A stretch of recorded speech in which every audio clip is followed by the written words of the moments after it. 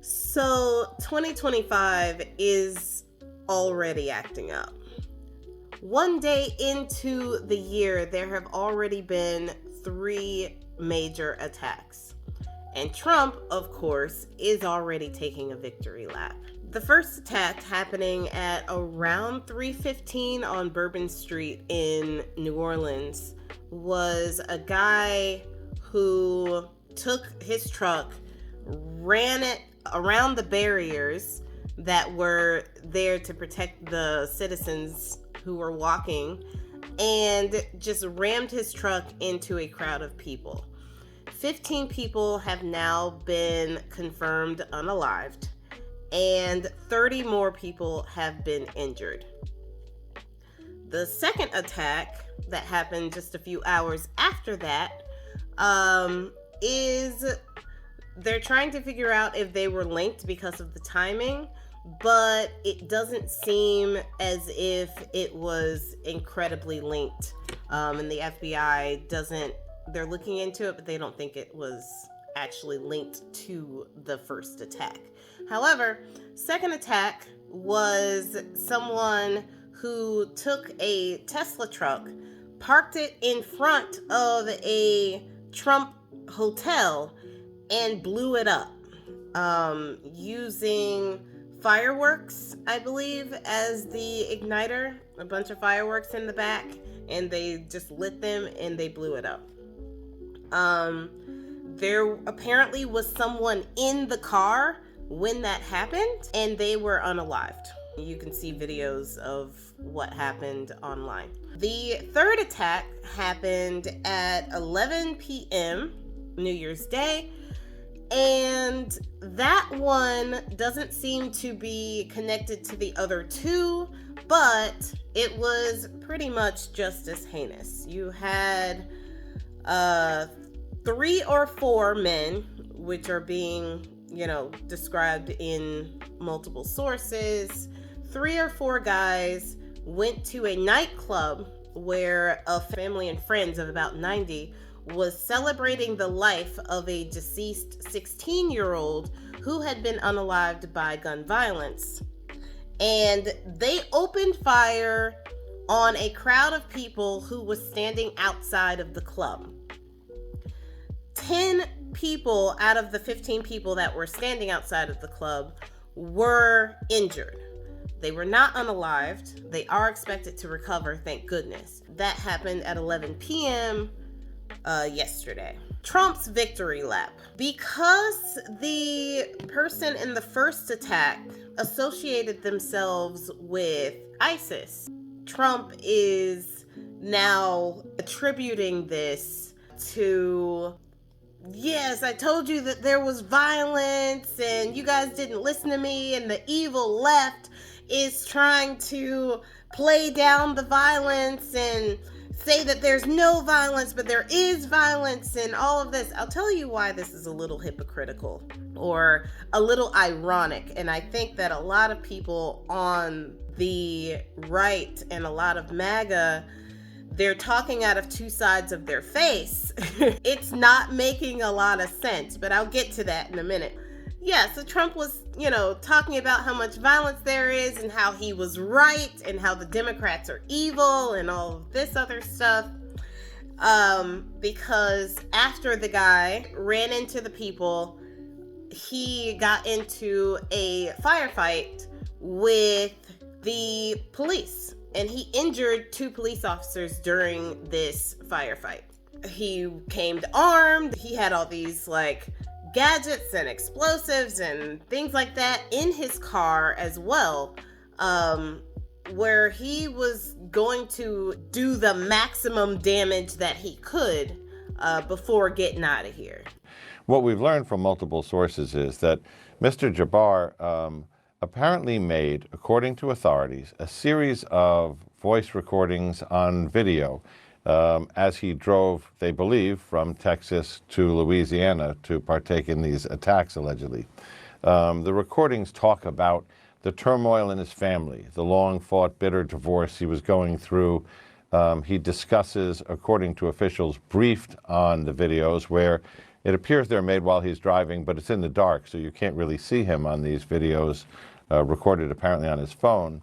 But he talks about the idea of getting his family together for a celebration, which would have been a ruse so that he could kill all of them, but that over time, after having a series of dreams about joining ISIS, that he changed his plan to carry out this attack in New Orleans to create mass casualties in the name of ISIS. So what we're starting to see is an individual who was experiencing turmoil and stressors in life, who was going to act out in some kind of violent way, and at least according to what they believe are his own words, decided to do this as an alternative to killing his family. Because the guy was brown, that's pretty much why Trump is taking a victory lap on that specific crime. He ain't said nothing about the Tesla, Trump hotel blow up, because that one seems to be a little bit personal when it comes to Elon Musk and Donald Trump. And that might be one of his people. So he doesn't want to say anything bad about that person because that might be one of his. So he don't want to take a victory lap on that one yet. But he wants to go ahead and take a victory lap on the first dude. This is why this is ironic, though. That guy drove over from Texas, which is a red state with the highest gun sales in the country. The guy was also in the military.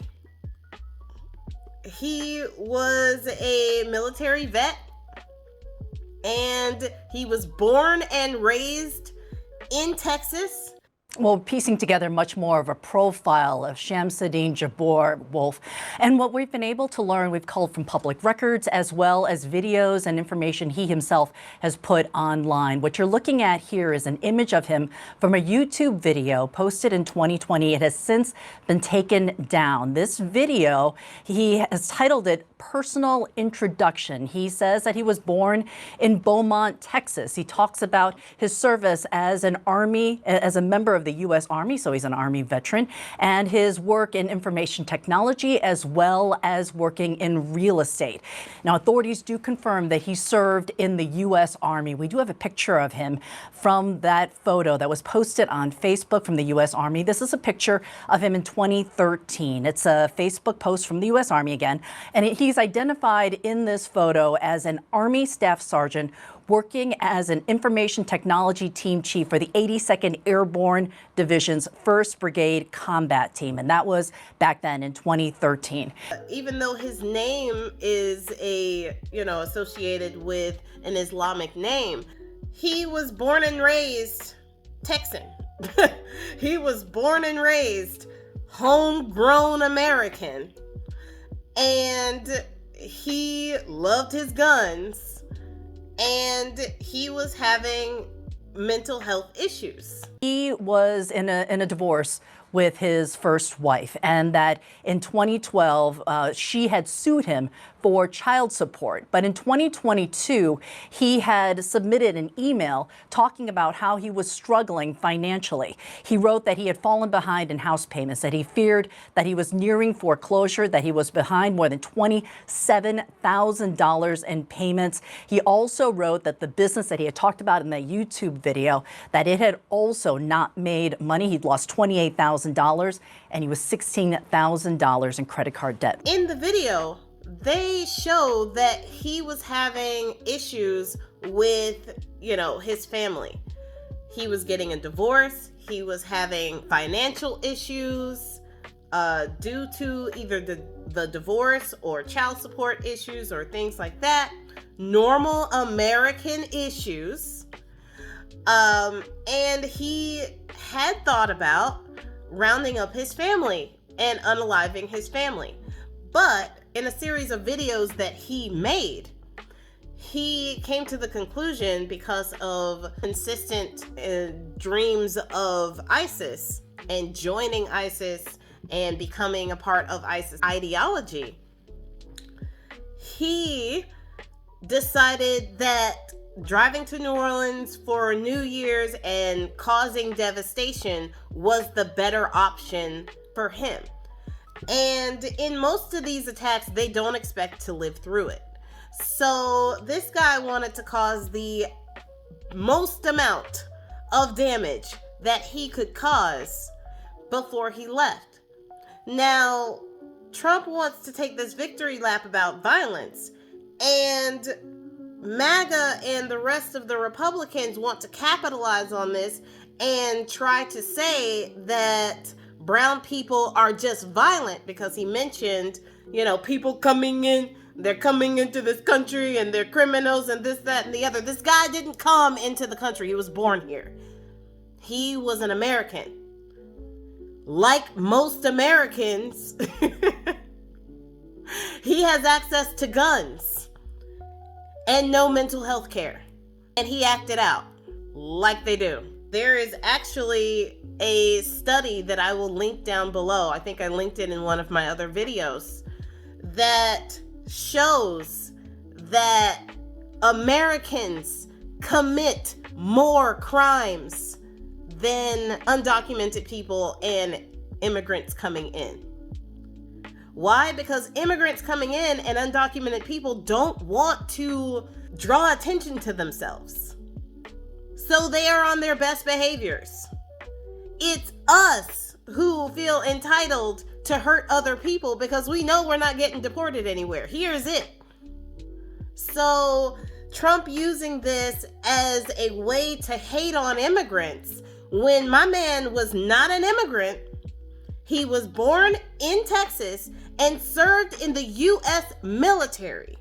But because he's brown and because his name is what it is, all of a sudden it's immigrants' fault. No, it's not. It's America's fault. And if you're upset about that, make sure that you tell me in the comments, please. If you're upset about that, then why don't we do something about it? The same people who are talking about crime rates and who are talking about how unsafe it is to be in this country and how scared women are to walk down the street, not that they actually really care about that, but whatever, they're using it as a tool, are the same people who would fight tooth and nail against any policy that Democrats put forward to alleviate the issues. Out of two sides of their face, one, they're talking about violence and gun violence and all of this other stuff and how that should change. And then another, they're talking about how nothing should change when it comes to gun laws and any of that.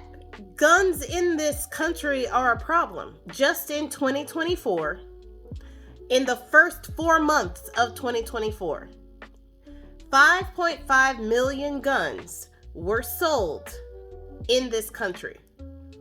And those are the guns we know about. 5.5 million. 1.3 million were sold in Texas alone. They were the highest seller. It was over 1.3 million was sold in Texas by itself. This guy had so much time and so much opportunity because Texas gun laws are very lax. He had so much opportunity to actually get a gun and use it during an attack. Mental health is also a huge problem in this country, and we do not have the healthcare resources that we need, that progressives have been fighting for, to alleviate a lot of the violence issues that happen with gun violence due to mental health.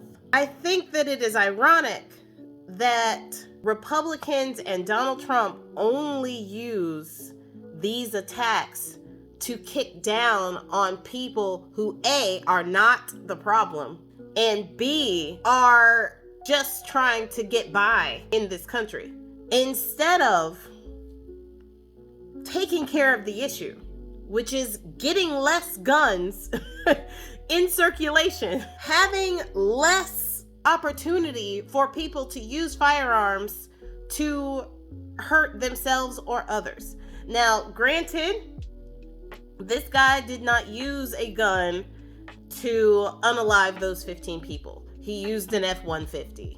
However, you cannot say that there is a crime problem and then not try to alleviate the problem that is causing most of the crime.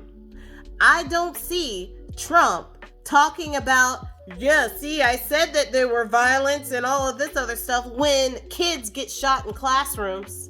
Instead, him and JD Vance are like, it's just a fact of life. You got to deal with it. It's just kids getting shot in classrooms. That's a fact of life. That's what they were saying on the campaign trail. People still voted for that somehow.